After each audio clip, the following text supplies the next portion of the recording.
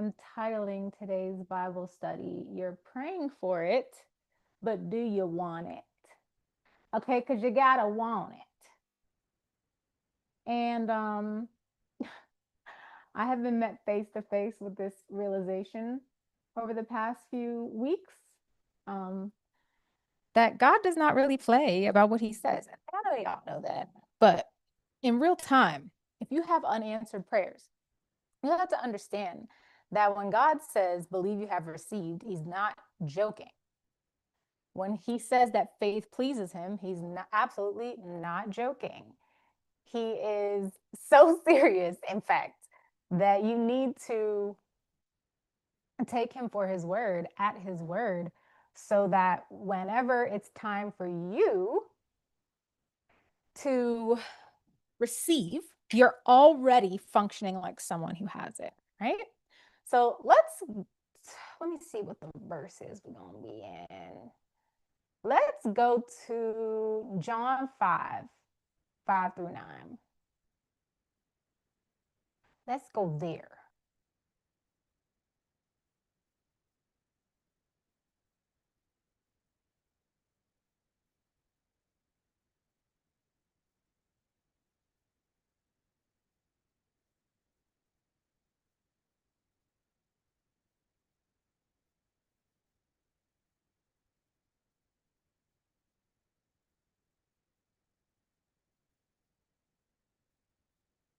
Let's go there. And let's talk about it. Let's bother it a little bit.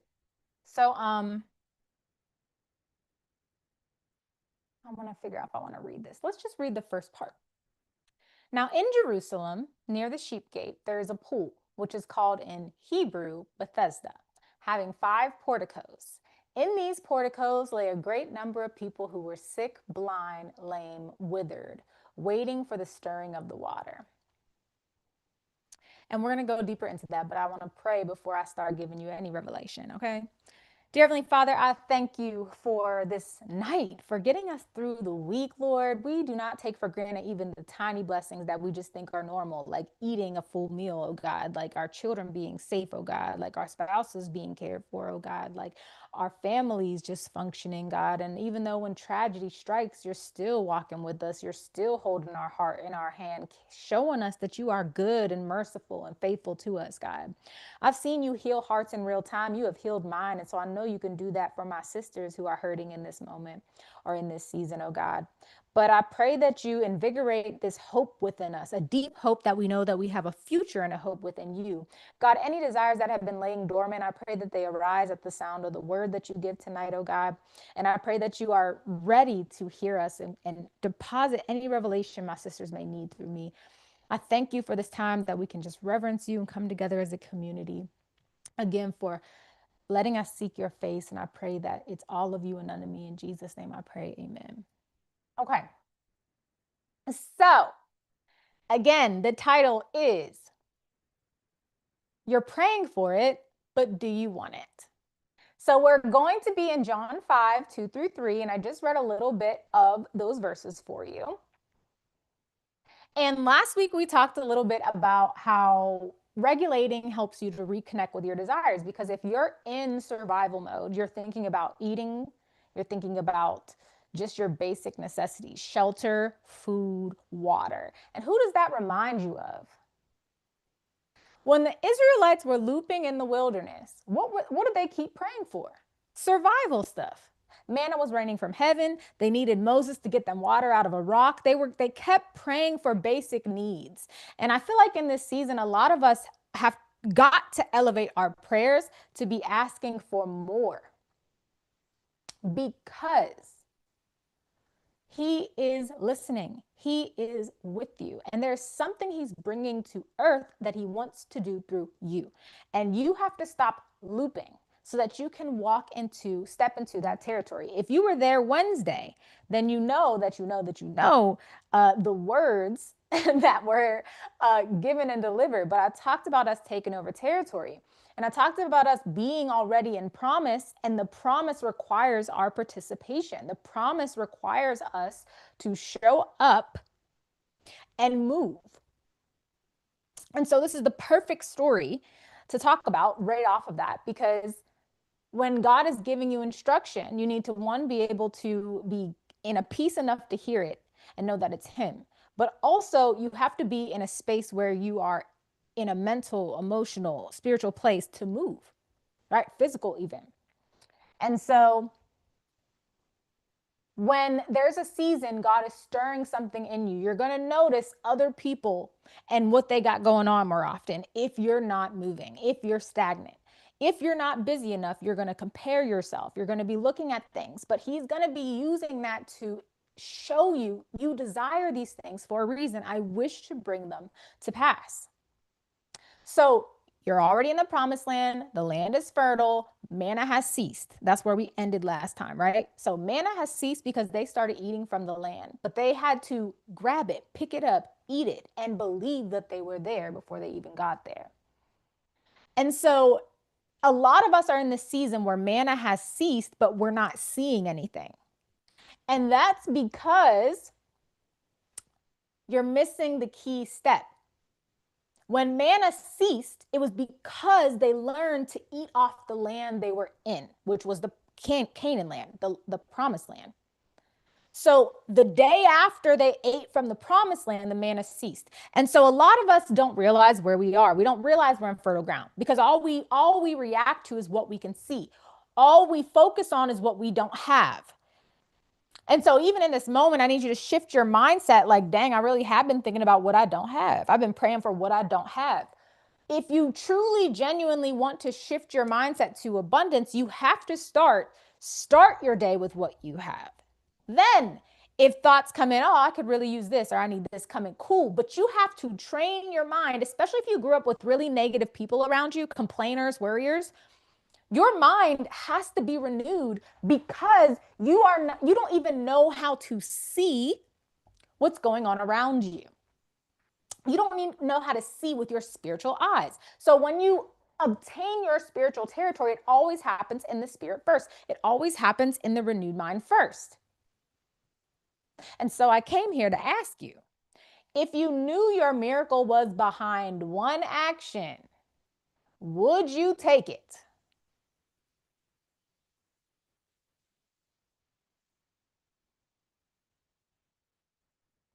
Really great news for you, Bree. It is. But we hear things, we write them, they go in our notes app to die. We start, we stop, we start to hit a ceiling where we're being successful. One of my mentees, LaShonda, was saying how, yeah, my business was popping off, and then like I just stopped. And I walked her through how the reason for that. So if you don't do the work before you get to the momentum stage of your success, you will stop. And that's because your nervous system's not used to it. One, your nervous system's used to toiling and laboring, like in the wilderness, right? Earning everything. So when stuff starts to come and it feels easy, it's uncomfortable. And also when you're expanding your capacity, this is why you do that before that happens. If you're not, your container is too small. And so your brain is automatically like fear of success. Most people think they're afraid to fail. Most people are afraid of success. What are you going to do with all those followers? What are you going to do with all those listeners, LaShonda? What are you going to do with that marriage? Okay. What are you going to do with that house when you build it? You got to talk to the workers. You got to get all the wood ready. You got to do all the coordination. What are you going to do when your business pops off? Now you have to send out all the products by yourself. You don't have any employees. So your brain and your subconscious is afraid of success because it means more responsibility, more chance that you let people down. And if you're a people pleaser, this really gets you. More chances of you having to show up and you're not sure if you quite can. And that's why we put you on to discipline in promise access, because just showing up every day, showing up to events, just being consistent in general, what we do here, you showing up to prayer call, you showing up to Bible study, you showing up to fitness class, you showing up to promise practice, you showing up every time. That's not just well, obviously you're getting massive value in all those things you come to, but showing up disciplines you. You have to be able to show up to things when you don't feel like it, because when you're successful, guess what? You have no choice. The business depends on you if you're the owner. And so we self-sabotage in the way that we want these things. We want it. Oh, I want more abundance, Lord. I want this, I want that. But ain't started on the idea. Haven't been consistent. And this is the most thing I see. The thing I mostly see, there are a lot of people who haven't started, but the thing I mostly see is women who start, stop. And when that momentum actually begins to build, whether you see it or not, it could be happening in the spirit, could actually be happening behind the scenes on your social media, whatever. When that momentum starts to build, you stop. When you start seeing results at the gym, you stop. When you start actually eating healthy, you had that one day, and now it's been 3 months of eating junk food. You stop because your body's like, let's go back to the wilderness. Let's go back to Egypt. At least we knew how it was there. And subconsciously, as women, we do this back and forth until we get sick and tired of being sick and tired. Because every time God puts you on the path, because now here comes Mick, who is like, hey, did God tell you to do something? Maybe you put it down. You need to start it again. You keep praying for financial abundance. It's behind the thing God told you, but you haven't done it consistently. That's why you don't have it. That's why you keep praying for it. That's why it's an unanswered prayer. You have to keep doing it. Oh, yeah, I forgot I did do that. Okay, and then you pull it up. And then you put it down again, and the cycle repeats. So let this time be the last time you're reminded, because you never know when that momentum's going to gain. And if you're ready to stop at the time that momentum starts, you're never going to see it. Because I just told you, when they got in the promised land, and that's you getting in the promised land, that's you crossing over, the manna stopped. And that's why it's going to be dry until you keep going. Manna has ceased. You're not getting no more supernatural rob Peter to pay Paul. A random check came. You're not getting that. He gave you a gift and you're sitting on it. Your money, your provision, your generational curse breaking thing that he's given you in this life requires your participation. And if you don't participate, you won't have it. And you see how many people grow up in poverty and die in it. Grow up in poverty, get money here and there, die in it. Grow up in poverty, have a little job, have no retirement fund, die. Grow up in an unhealthy household, live an unhealthy life, work out here and there, go to the hospital, die unhealthy, die early. And if you genuinely wish to break a cycle, you have to have consistency. You have to show up when you don't feel like it. And that's why most of the world does the cycle that I just said. And so I ask you again, you're praying for it, but do you want to be healed? Do you want to be wealthy? Do you want to be successful? Do you want to be married? And what are you doing to show God that?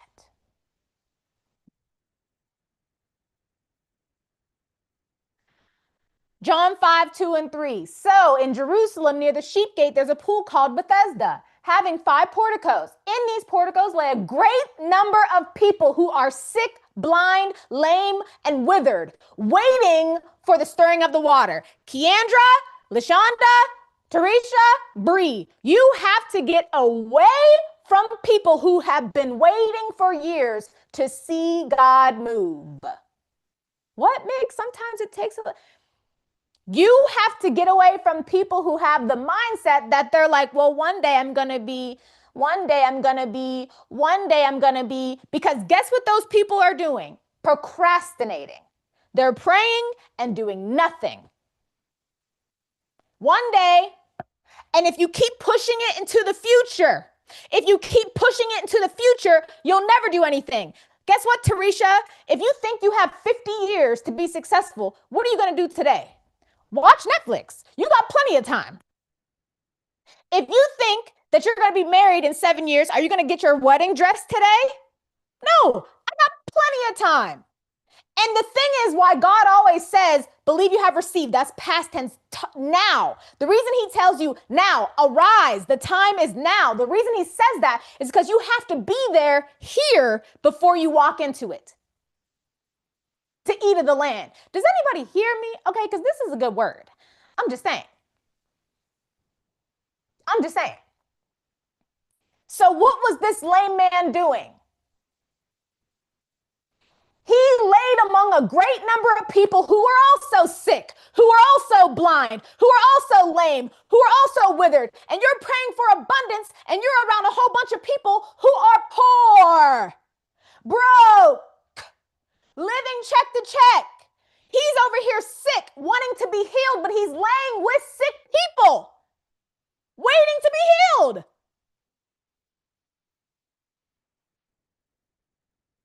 If you want abundance, get around abundant people. And most of us don't get around people who push us. Most of us get around people who comfort us. And what's comfortable? What you know.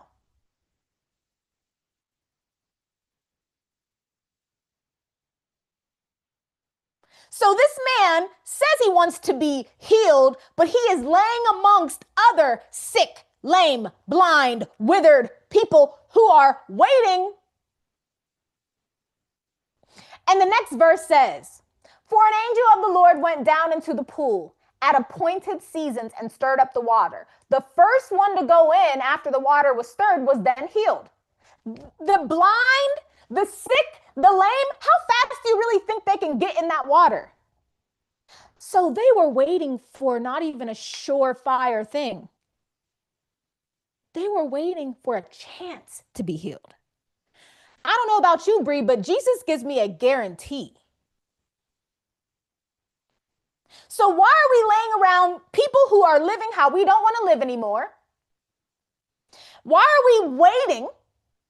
And why are we waiting for a chance? Only one person was going to get healed every season that happened. Why are we laying amongst people we don't want to be like? Why are we laying and waiting? He laid among people who were waiting for healing. It was always one day or it's coming, and 38 years went by. And sis, this is why I'm so hard on you, because I don't want you to wake up in 15 years and go, dang, I should have listened to Mick 15 years ago, because if I started my podcast 15 years ago, imagine what I would be now. If I started pitching my product 15 years ago, imagine where I would be now. I don't want you to wake up missing out on your good years with what God can give you. Now, you are around no one that challenges your faith. You're the spiritually mature friend. You. People around you are either doing as good as you or worse than you. They either have as much as you or less than you. But you expect change. How do we renew our mind around the same thing? But you don't even want to leave the house, sis. Part of renewing your mind is exposure. For years, this man laid among these people and waited his turn. And there was a certain man there who had been sick for 38 years. When Jesus noticed him lying there helpless, pitiful, helpless, victim. God, don't you see me? Don't you see me? I just want to be healed. Look at all these other people. We just want to be healed. God, don't you see us? We can't even get into the pool where we can be healed, and so we'll just lay here and wait. Don't make fun of him. That's y'all. Lord, don't you see us struggling? Please make a way for us, God. Oh, we worship you, Lord. Thank you for providing for just enough today, God. Thank you. 38 years.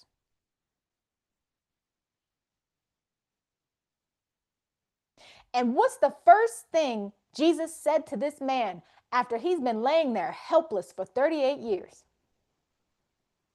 Did he say, oh, how can I get you to the water? Oh, how can I help you?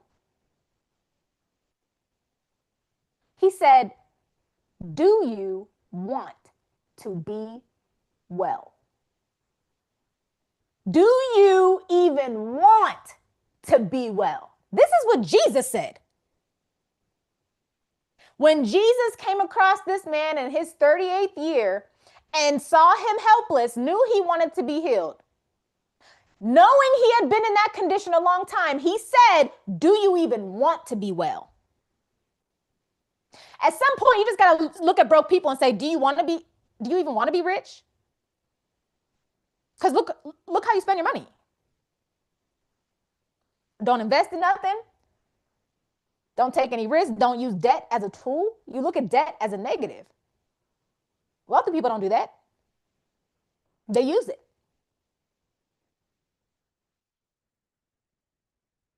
Do you even want to be well? He said. That is what Jesus said to him. He didn't say, hey, I'm Jesus Christ. I can heal you. He said, do you even want to be well? Otherwise, I'm wasting my time.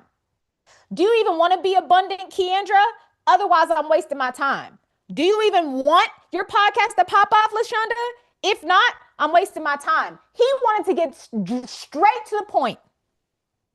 Do you even want what you're praying for? The invalid answered, Sir, I have no one to help me go in the pool.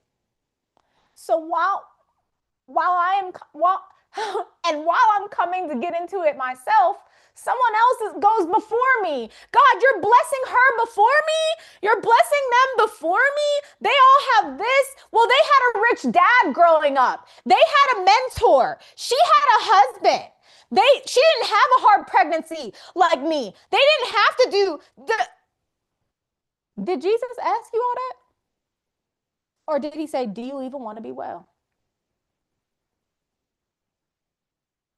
Jesus didn't ask you where you grew up, where you came from, how much money you had. Jesus didn't ask you if you were afraid. Jesus didn't ask you none of that. But guess what you're saying? But God, you ain't tried nothing. Nothing that challenged you, not one thing. Exposure to a new mind showed this man what was possible. He responded with an excuse.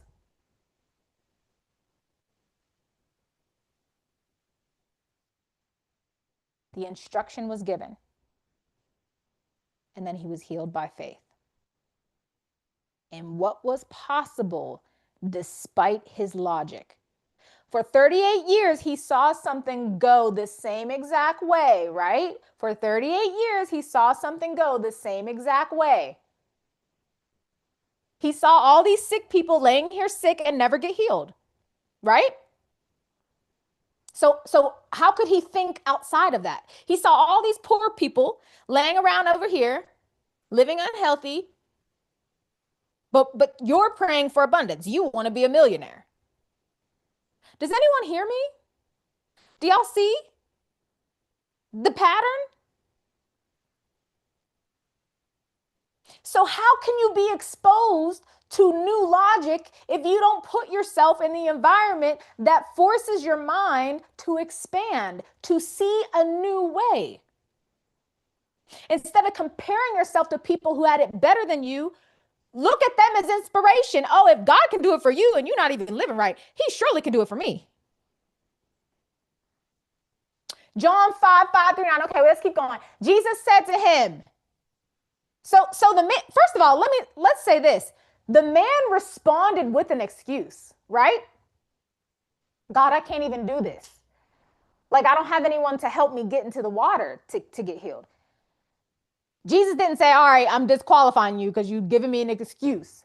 He said, okay, you know what? Thanks for the excuse. I hear you, but get up, pick up your pallet and walk. So when you cry out to God and you give him your excuses and you tell him you don't know what's going on, you don't know why you don't have this, and you get another instruction that would require you to move beyond your logic, that is your answer. I don't have the money to start the business. Get up, go invest this and go meet that one person. He had two choices. He could have given Jesus another excuse or get up like he did. So what do you do?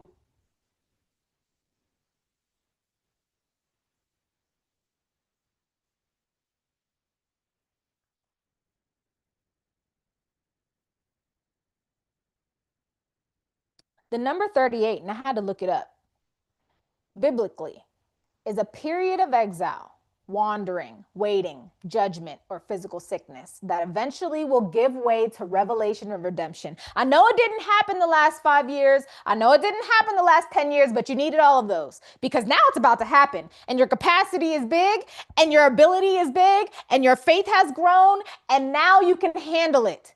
But if you get this next instruction and don't do it,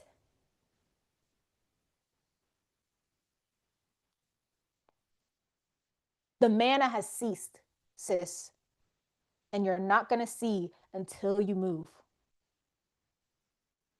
You're in the promised land, though. The man that laid by the healing pool, okay, the healing water, for 30 something years, Jesus gave him an instruction. Get up and walk. The man ain't walked in 38 years. 38. Jesus said, get up and walk. And matter of fact, grab your mat too. Did he say, yes, Lord, I agree with you. I believe you? No, he just did it. And Jesus honored that faith. I'm going to say that again because that was good. He didn't say, I agree, God. I'm going to say my affirmations and I'm going to keep believing for it. And I'm going to keep saying I receive it. And I'm just going to say yes, yes, yes. No, hush. And just listen. And God was pleased with that faith because it took more faith for him to do something he's never done, never thought he could do. But knowing that Jesus was with him. And sometimes God lets you get sick and tired of being sick and tired so you can stop being stubborn. So you can just move. You know how to burn out taking care of everyone around you. You complain about it daily, but you continue to let people walk all over you, but you want better relationships. It doesn't work that way.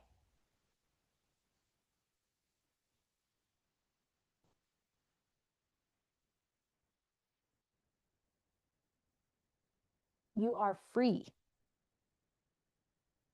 to move. You are free to eat of the land. But you can't unless you move.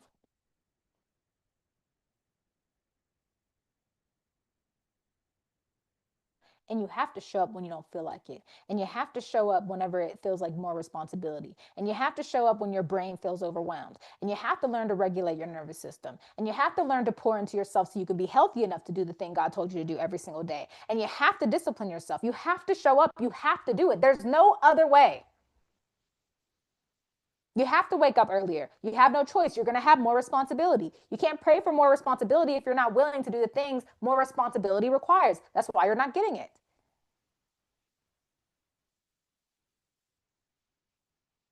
You have to get away from people who are laying sick, just like you. And you have to stop pushing it into the future because that's causing you to procrastinate. It's right now. The next 30 days, you can have all of it if you move. Or will you let another year go by and I'll tell you this again next summer? I probably won't even be in this house by next summer.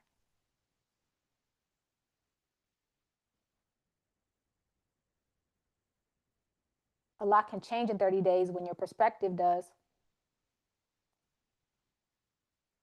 A lot can change when your obedience is activated. But a lot of you have been sacrificing years of your life. Afraid.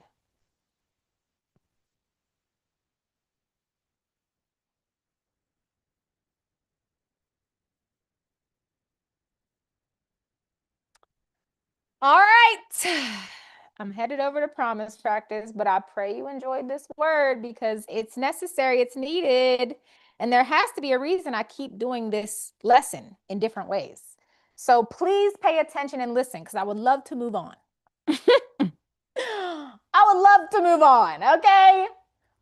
Wednesday was amazing. By the way, if you haven't heard the word from Wednesday, it was literally blessed me. So Go to my Substack and watch it back because it was so good. I'm not even to my own horn. It was all the Lord, but it was so good. HPC podcast will be back in July, and I have our first 5 guests already lined up. So excited. So yeah, I'm going to promise practice. I love you all. Substack is there. This summer's gonna be great. I love you, Bree. Have a good night. Enjoy yourselves.